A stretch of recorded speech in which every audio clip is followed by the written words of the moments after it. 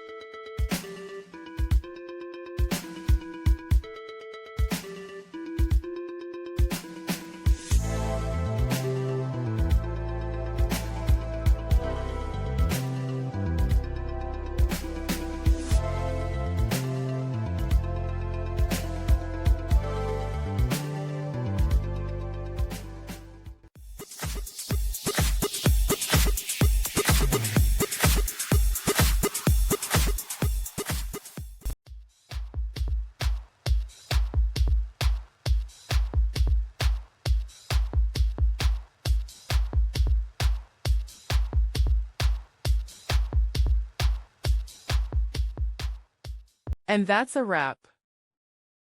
I hope you found the answer you were looking for. If you did, take a second to hit that subscribe button. It really helps out.